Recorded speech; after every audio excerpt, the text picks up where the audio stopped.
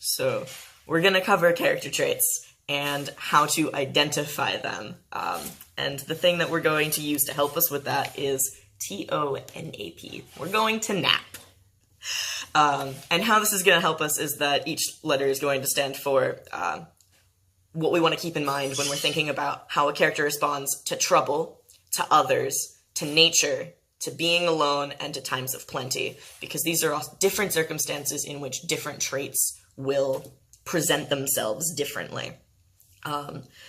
So, like, if someone is a timid person and, like, tries to avoid conflict as much as possible, in times of trouble, that person would be more reclusive, would be less likely to make eye contact, would look down a lot, would probably shuffle their hands, and these are all things that a writer would use in their piece to demonstrate that. But then if alone, someone with the same personality might, instead of being like closed off and in and like furled in on themselves, they might instead be more relaxed and smiling and whatever. And if they're in nature alone, then you can see how these different circumstances can overlap and can produce a different effect. So someone in nature in trouble is going to be different than someone in nature during a time of good fortune.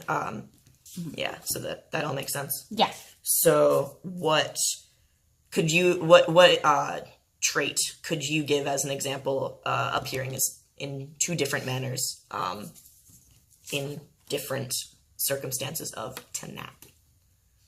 I mean, someone who's maybe like more pessimistic, does that count as a character trait? Yeah. Someone who's pessimistic, their outlook on nature and I guess just the broader world is, I guess, going to be more negative because they are pessimistic, like I suggested. Yeah.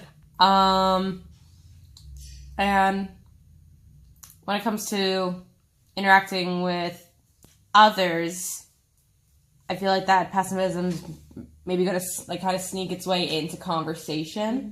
If someone were to bring up, "Oh, it's such a nice day," the pessimist might say otherwise, things like that. Does that make sense what I'm getting at? Yeah. Okay.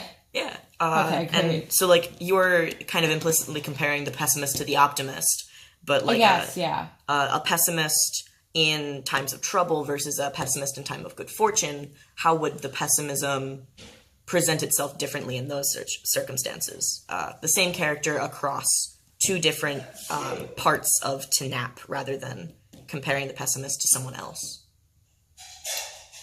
Well, in times of trouble, maybe a pessimist would be like, of course, this is what's going to happen.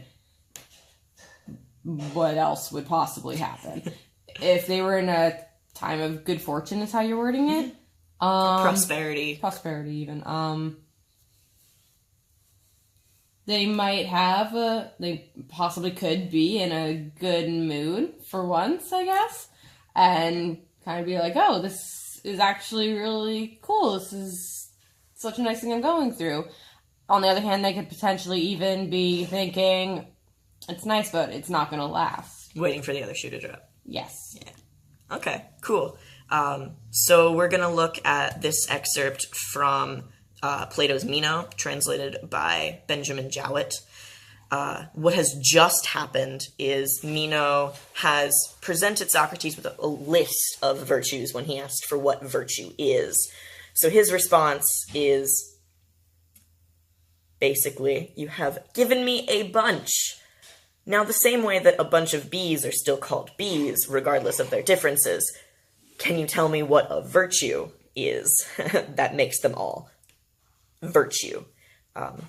But we're not here to talk about philosophy. We're instead here to talk about how Socrates talks can inform us what his character is like.